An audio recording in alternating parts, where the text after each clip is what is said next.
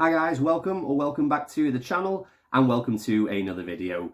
So in this video I am just going to go through all of the Blu-rays that I have picked up in the month of April 2025. So yeah, without further ado, let's get into it. So first up we have a DVD collection. This is for a classic British sitcom from the early 90s. It's a show I'd never seen before, but I know a lot of my friends and a lot of people I know love this show, and it's been one I've been wanting to check out for a long time. So it is the complete collection of Bottom. So for anyone who's not from the UK, you've probably not heard of this show, but anyone from the UK has likely heard of it. But it's about these two guys played by Rick Mayall and Ade Edmondson, and they're a little bit on the strange side, let's say, but they live in this little flat in London. And most of the episodes, it's always about the two of them trying to better themselves as people, but most of the time it just ends in disaster.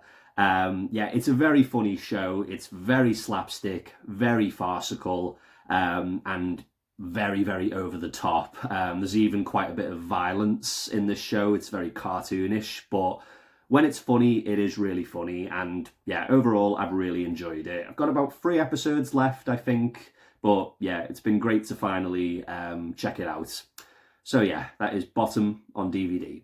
Next up, we have a new Blu-ray release from Eureka, and it is The Adventurers. So this is a Hong Kong action movie from 1995, directed by Ringo Lam, starring Andy Lau. And the movie is basically about Andy Lau's character who, when he's a kid, his father, who works for the CIA, is brutally murdered by this crime boss, and Andy Lau's character sort of swears revenge on the crime boss when he gets older. And then the movie shifts to him, when he's older, and he ends up having to infiltrate the gang that the crime boss sort of works for, because he thinks that's probably the best way to get close to him. But things get a lot more complicated when Andy Lau's character meets the daughter of the crime boss, and falls in love with her, so that complicates matters quite a bit. But yeah, it's a really enjoyable film. Some great action scenes in there. I thought the first half of the movie was better. I found the second half, it maybe slowed down a little bit too much for me. But overall, it was a really enjoyable action movie, and it's definitely one to check out if you like those sort of 90s Hong Kong action gunplay movies, like Hard Boiled and The Killer, A Better Tomorrow, movies like that. So yeah, it was a really enjoyable action movie, and that is The Adventurers. I picked this next one up in CEX. This is a movie I've seen many, many times, but I just didn't have it in my collection. I can remember seeing this movie a lot when I was a kid. It would always be on like a Saturday or a Sunday afternoon here in the UK. It's one of those sort of 1960s war movies that always played around that time. So it is Battle of Britain. So yeah, this is of course based on the true story of the Battle of Britain, which happened sort of near the beginning of World War II. And yeah, this is like an ensemble film that has a great cast in there. You've got Michael Caine, you've got Robert Shaw, Christopher Plummer, Laurence Olivier, a whole host of actors in this film. And yeah, it's a movie I've always really enjoyed. It's probably one of my favourites from this sort of era of war movies, because we did get quite a lot of them in the 60s and the early 70s. But yeah, great to finally have it in the collection. So yeah, that is Battle of Britain. Next up, we have a movie that I thought I actually had this in my collection, but after having a quick look, it turned out I didn't.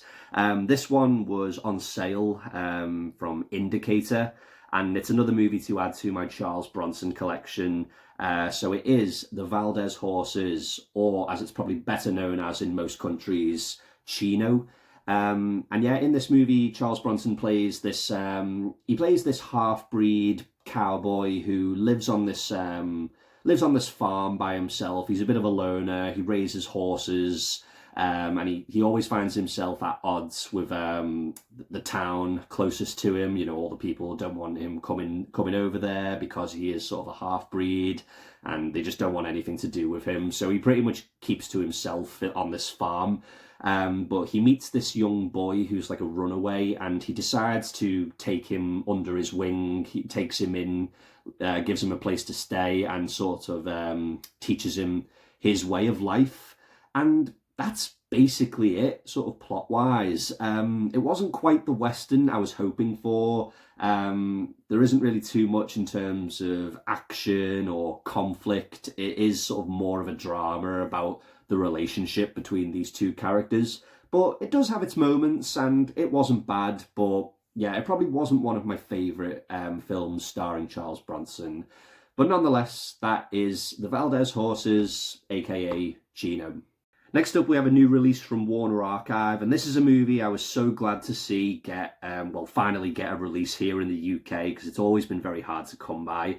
So it is Corvette Summer, starring Mark Hamill and Annie Potts. And yeah, this was released in 1978, and I think it was the first movie that Mark Hamill made after doing the first Star Wars film. And yeah, in this film, it's basically about Mark Hamill's character who he helps restore this red Corvette for like his high school project, but then the car mysteriously disappears and he becomes a bit obsessed with it, and he starts seeing it on the roads, and eventually he decides to go after it, and he ends up following it all the way to Las Vegas, and all he basically wants to do is to just get this car back because he's just become so obsessed with it. And along the way, he meets Annie Potts' character, and she plays this, she's playing like a prostitute, basically, and she's new to the whole career, if you like. And the two of them form this like romantic relationship and end up sort of joining forces to find this car. And yeah, it's just a very light-hearted adventure comedy movie. It's a great one to watch in the summertime, and now as we're getting into the lighter months, it's just a great movie to watch sort of on like a Saturday or Sunday afternoon. And yeah, it's just a fun movie. It's nothing special, but I've always had a bit of a soft spot for it, and glad to finally have it on Blu-ray. So yeah, that is Corvette Summer. Next up, we have a movie from the late 90s. This is a movie I hadn't really heard of before, but it is Disturbing Behaviour. So this is a horror / sci-fi film from 1998 starring James Marsden, Katie Holmes and Nick Stahl, and they play these outcasts in a high school, and they start to notice that other students in the school are changing personality-wise, and eventually they sort of uncover this conspiracy which has something to do with brainwashing. It kind of has sort of like a Invasion of the Body Snatchers sort of feel. It feels very similar to the movie The Faculty, which I think came out the exact same year as this one, but I think this movie was probably overshadowed a lot by The Faculty. But yeah, because of the year it came out, because of that era, it does feel of a very similar ilk to Scream, I Know What You Did Last Summer, and The Faculty, you know, films like that. But I really enjoyed it, and yeah, it was just a great sort of hidden gem from the late 90s. So yeah, check it out. That is Disturbing Behaviour. Next up, we have one to add to my Jean-Claude Van Damme 88 films collection, and we have Double Team, starring Jean-Claude Van Damme, of course, alongside Dennis Rodman. Yeah, this is a movie that I'd only ever seen once before, probably about 10 years ago, and I hated it. I just thought it was awful. But as I am collecting these 88 films releases, you know, I thought I'd give it another go, and I actually really enjoyed this on a rewatch. The plot's simple. It's just the two of these guys have to team up to take down this arms dealer played by Mickey Rourke, but it all becomes a lot more personal when Jean-Claude Van Damme's family is threatened by Mickey Rourke's character. And yeah, like I said, I really enjoyed this on a rewatch. It has a very B-movie kind of feel to it, maybe sort of straight to DVD kind of quality, but yeah, it was a lot more fun on a rewatch. Maybe I've just gotten older, I've gotten a bit wiser, and I'm not as critical with films anymore, but yeah, this was much better on a rewatch. So yeah, that is Double Team. Next up, we have another one to add to my Chuck Norris collection, and we have An Eye for an Eye. This is a Spanish release, and yeah, this is one of Chuck Norris's earlier films. I think it came out in 1981. And in this one, he plays this police officer who is trying to take down this drug dealing gang. But at the beginning of the film, whilst him and his partner are sort of on a sting operation, his partner is killed by the gang, and it kind of sets Chuck Norris's character off, and he's ultimately forced to resign from the police force. But that doesn't stop him. He decides to take matters into his own hands to take down this gang and also get revenge for his partner's murder. And overall, yeah, I thought it was a pretty enjoyable action thriller. You've got Christopher Lee in there playing the main villain, the sort of the head of the drug dealing gang. Although he isn't in a whole lot of the film, but still, it's pretty cool to see him in there. And yeah, Chuck Norris is just kicking ass in this film, and yeah, overall I thought it was pretty good. So yeah, that is an eye for an eye. Next up, we have another one to add to my Chuck Norris collection, and we have A Force of One. So again, another early film in Chuck Norris's filmography. In this one, it's about this group of narcotics officers who are looking to take down these villains who are they're trained in martial arts. And they think the best way to fight against these villains would be to learn martial arts themselves.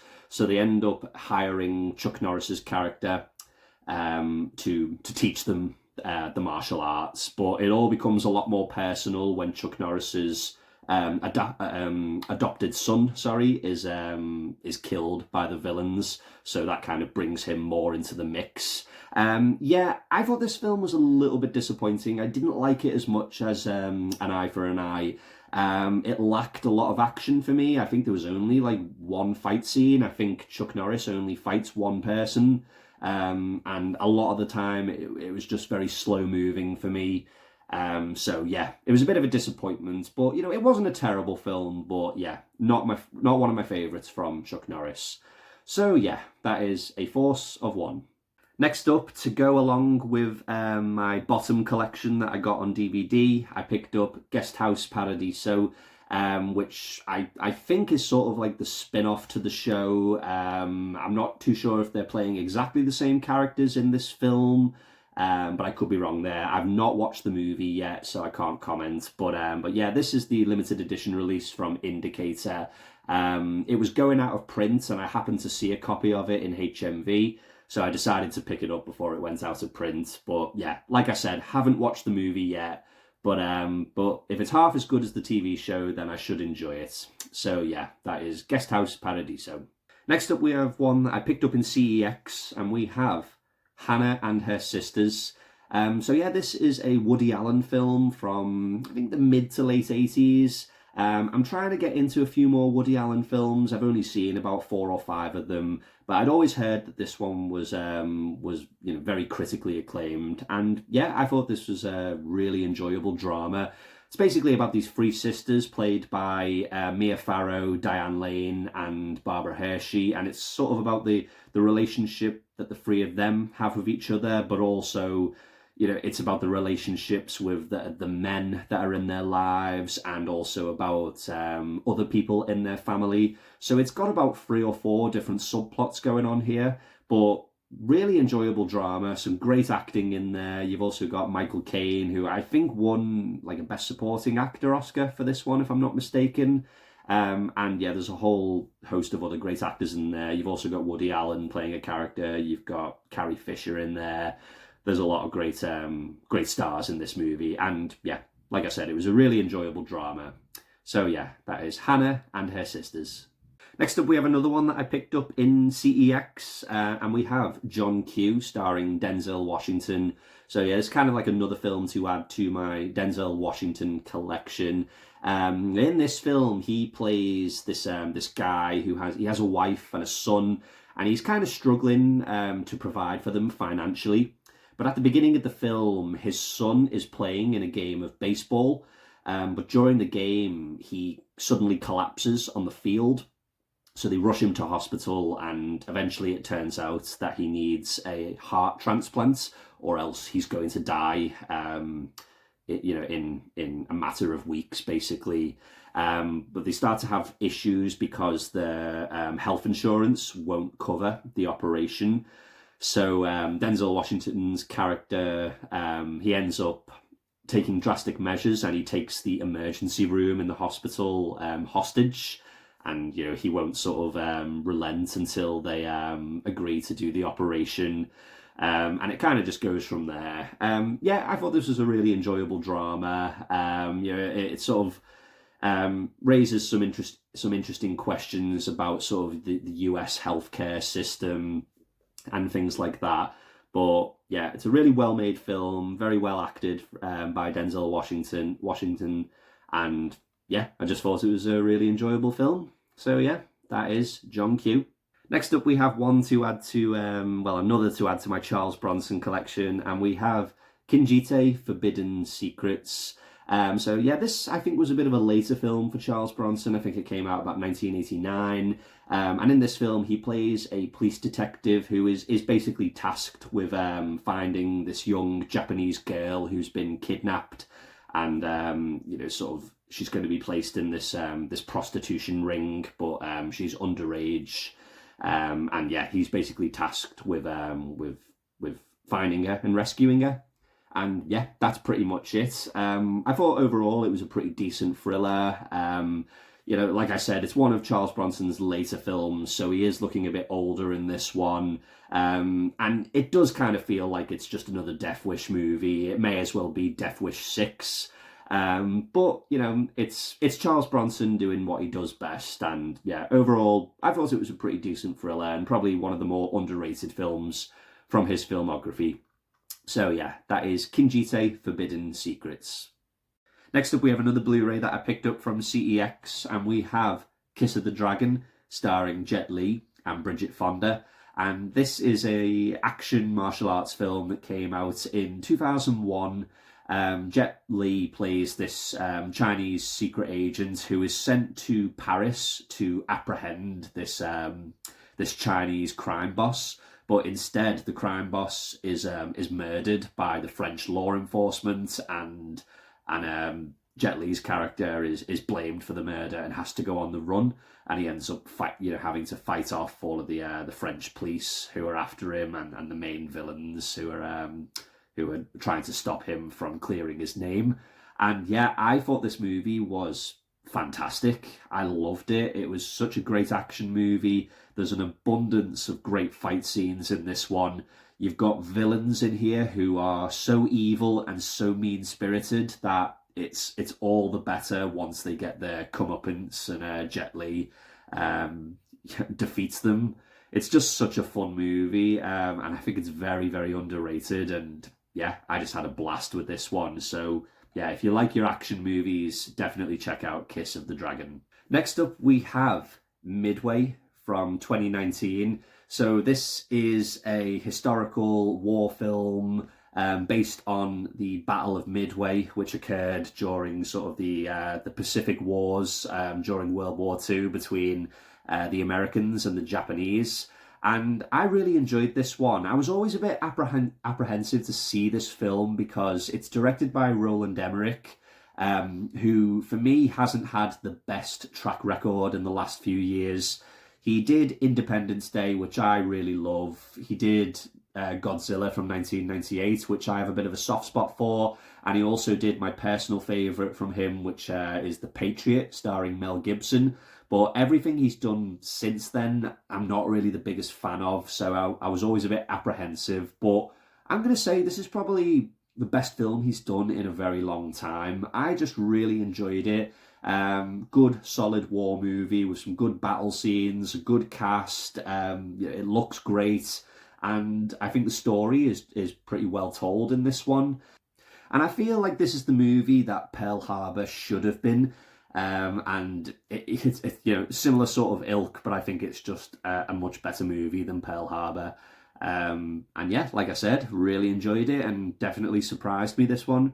So yeah, that is Midway. Next up, we have a movie that I've never seen this film before, and I fancied giving it a watch because I kind of wanted to watch something that maybe harkened back to those old school action movie days. So we have Olympus Has Fallen, and yeah, this is basically just Die Hard in the White House. Gerard Butler plays this former Secret Service agent who discovers that these North Korean terrorists have infiltrated the White House and they're holding it hostage in the hopes that the American government will bow down to their terrorist demands. And yeah, I thought this movie was pretty fun. The way in which they infiltrate the White House is pretty ridiculous, I will say. But at the end of the day, it's just a bit of fun. It's, you know, it's an action movie. It's never going to be that realistic. But it is a fun movie, and yeah, I had a good time with it. So yeah, that is Olympus Has Fallen. Next up, we have Only the Brave. And this is a movie I'd heard a lot about. I know a lot of people in the community really enjoyed this one. So I've been wanting to check it out for the longest time. It's based on a true story about this group of firefighters. And it's mostly about them sort of becoming the firefighters and building the group that they're in and the camaraderie. And it ends with them having to deal with these wildfires that are sort of out in the desert. And yeah, like I said, it's based on a true story. It's a fairly tragic story. It has a pretty sad ending, but it's it's a really interesting story nonetheless, and it's a very well-made film. And very well acted. You've got Josh Brolin in there, you've got Miles Teller, you've got Jennifer Connelly in there as well. So there's some good cast members in this one. I was expecting it to be a bit more of like a disaster film, but I would say it's more of a drama. The sort of the action doesn't really kick in until maybe like the last 20 minutes or so, but overall it's still really enjoyable drama. And like I said, a very, very tragic story. But yeah, that is Only the Brave. Next up, we have Orca, the Killer Whale. And yeah, the best way to describe this film is it is basically just a Jaws ripoff. But instead of it being a shark, we have a killer whale. But in this one, it stars Richard Harris, and he plays this fisherman. And at the beginning of the film, he accidentally kills the family of this killer whale. So he kills like the female and the child, and the male whale basically decides to take revenge on him. But it's one of those films where the human, well, you're basically rooting for the killer whale, and Richard Harris's character is the villain. And yeah, so it's kind of like a unique spin, I suppose. Yeah, it's a pretty ridiculous film, as you can imagine, but all of these films involving sea creatures, even the first Jaws film, they're all a bit silly. They're all a bit ridiculous. But I can imagine there are some people who would maybe find the concept of this one a bit ridiculous. But overall, it's a fun movie, and if you like your sort of your sea creature horror thriller films, like Jaws or Piranha, this one's pretty enjoyable. So yeah, that is Orca, the Killer Whale. Next up, we have a brand new release starring Clint Eastwood, and we have The Outlaw, Josie Wales on 4K for the first time. Yeah, this is a great Western starring Clint Eastwood, of course, from 1976. He plays this guy whose family is murdered at the beginning of the movie, and he then goes off to seek revenge against the ones who committed the murders. And then he kind of starts to evolve into more than that, and he becomes like an outlaw and a bounty hunter. And it kind of goes off from there. There's sort of the plot kind of escalates a bit more than just a simple revenge tale. But yeah, it's a great little Western. Not my personal favourite of Clint Eastwood's Westerns, but still really good. And I'm looking forward to checking it out on 4K. So yeah, that is The Outlaw, Josie Wales. Next up, we have another Clint Eastwood movie on 4K, one of my personal favourites, and we have Pale Rider. This one sees Clint Eastwood coming into town. He's like this mysterious stranger, this nameless character, kind of like the man with no name. And he finds himself in the middle of this feud between this mining syndicate and a group of prospectors. And he finds himself becoming like the protector of these prospectors. But because of like the mysterious nature of his character, he's sort of like almost mythical, and he's possibly been sent down by God to settle this feud. So there's a lot of ambiguity with this film as to what his character actually means. But yeah, like I said, I love this film. I think it's one of Clint Eastwood's most underrated films. I think it's one of his very best westerns. Yeah, just love it and can't wait to rewatch it on 4K. So yeah, that is Pale Rider. Next up, we have The Replacement Killers, starring Chow Yun-fat. And I believe this was Chow Yun-fat's first American film. And in this one, he plays a hitman who is hired to, he's hired by this mob boss to kill the kids of this cop played by Michael Rooker. And it's sort of in retaliation for Michael Rooker's character having killed one of the mob boss's kids. But when Chow Yun-fat goes to do the job, he finds that he just can't go through with it, so he ends up just leaving it and, you know, going on the run. And he finds himself being pursued by the mob boss and his henchmen, essentially.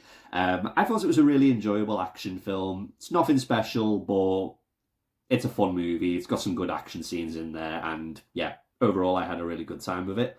So yeah, that is The Replacement Killers. Next up, we have another new release from Warner Archive and another movie I'm really glad to see get a release in the UK, and it is Showdown in Little Tokyo, starring Dolph Lundgren and Brandon Lee. And yeah, this is just, you know, a classic sort of 90s buddy cop action movie, kind of on the same level as Lethal Weapon. Yeah, Dolph Lundgren plays the sort of the American character who he loves Japanese culture. And you've got Brandon Lee, who's meant to be a Japanese character who he hates Japanese culture, but the two of them are paired together to take down the local Japanese drug lords.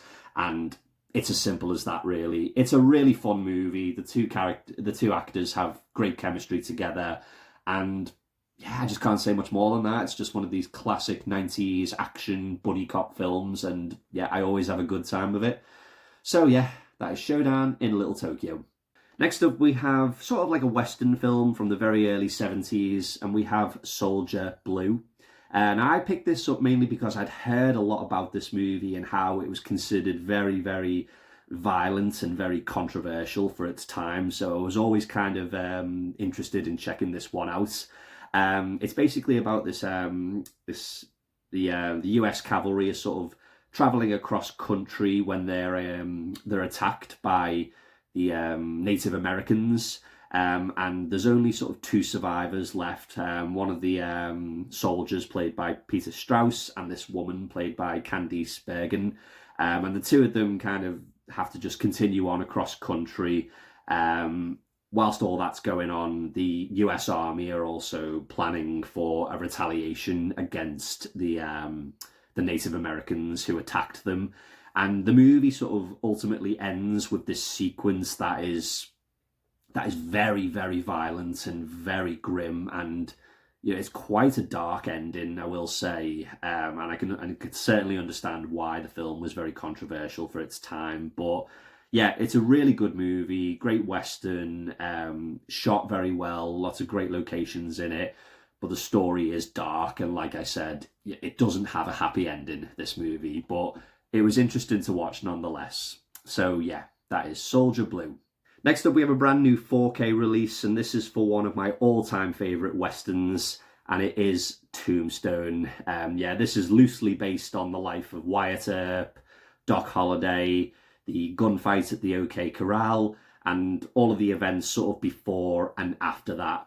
And yeah, like I said, one of my favourite westerns, and it has quite possibly one of the best cast I've ever seen in a film. You've got so many great actors in this movie. You've got Kurt Russell, you've got Val Kilmer, you've got Sam Elliott, Powers Booth, Bill Paxton, Michael Biehn, Stephen Lang, Billy Zane is in there. You've even got Charlton Heston.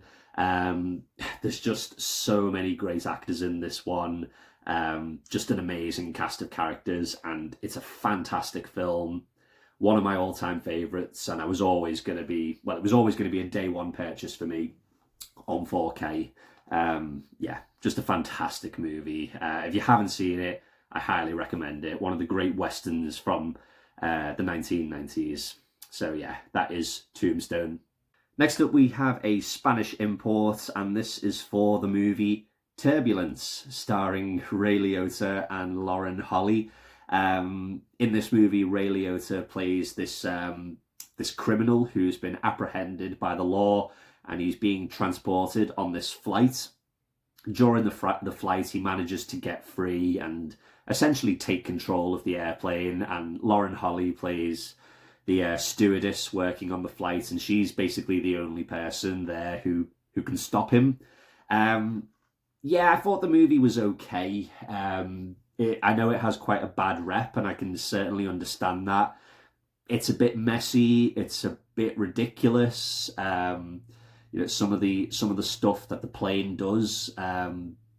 It's just a bit out there, I'd say, in terms of the action. But Ray Liotta does put in a pretty good performance as the main villain, and you know, it does have this camp entertainment factor to it.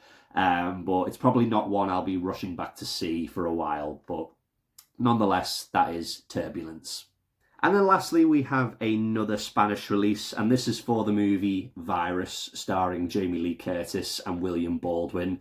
And yeah, this is another movie that I'd always heard really bad things about it, but I can remember seeing the trailer for this on one of my old VHSs when I was a kid, and the movie always intrigued me, but after reading such bad reviews for it, I just never bothered checking it out. But I finally decided that I wanted to, and yeah, the movie was okay. Not perfect, but it's enjoyable.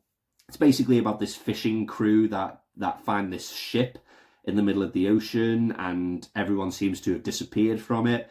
But when they come aboard the ship, they realise that this artificial intelligence is slowly taking over all the computers, and it's wanting to basically take over the world. Starting with this ship, but it wants to get off and consume the human being characters and go from there. And yeah, like I said, it's not a perfect film.